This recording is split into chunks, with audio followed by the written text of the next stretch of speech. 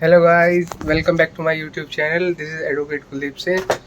और आज आ गया हूँ मैं अपनी चैम्बर, वही डेली रूटीन। उसके बाद पसीना पसीना हो जाता हूँ सुबह सुबह।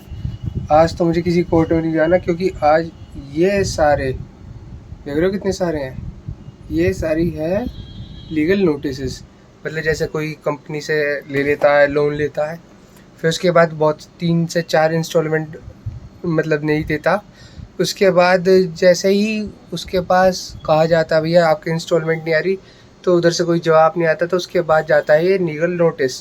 तो इस लीगल नोटिस के थ्रू क्या होगा, जैसे हम ये लीगल नोटिस भेजेंगे, ये सारे मतलब प्रिंट सर ने करके दिए थे, अंदर का मैटर पूरा एनवलप वगैरह सब मैंने बनाया, जो इस पर लिखा है सब एड्रेस वगैरह ये सब मैंने करा। और मैं लीगल नोटिस अब बनाना सीख चुका हूँ। तो फिर अब बस यही बचा है कि इन्हें आज मैं पोस्ट कर दूंगा। उसके बाद क्या होगा, जैसे ही उनके पास जाएंगे, अगर वो इसका मतलब या तो पेमेंट नहीं देते, इंस्टॉलमेंट्स नहीं भरते, तो हमें विदिन 30 डेज़ के अंदर एक केस फाइल कर देंगे इनके खिलाफ़, जिसके पास भी लीगल नोटिस जाएंगे कि भाई ये कोई रिस्पॉन्स नहीं दे रहे हैं, तो इनके खिलाफ़ फिर केस हो जाएगा सेक्शन 138 ऑफ NI एक्ट के तहत। तो फिर कोर्ट में हियरिंग चलेगी, फिर जैसा भी होगा टाइम बाय टाइम पता लग जाएगा क्या चीज़ होती रहेगी, वो आपको मैं बताता रहूँगा।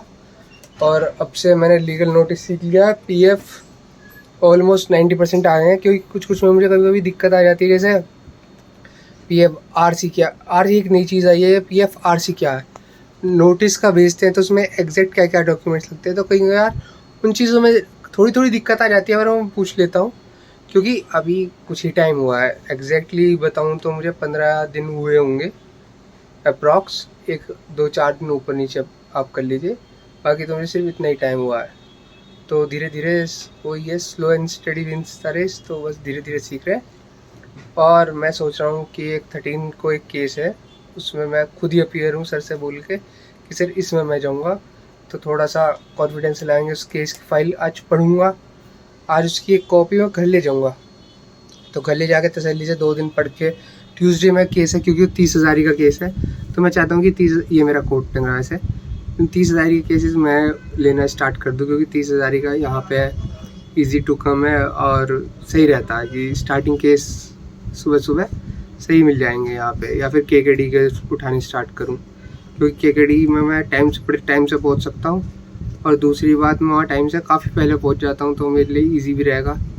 तो 2 केस के मैं स्टार्ट करता हूँ, उसके बाद देखते हैं साकेत वाकेत के, तो दूर पड़ जाता है काफ़ी, तो बाद में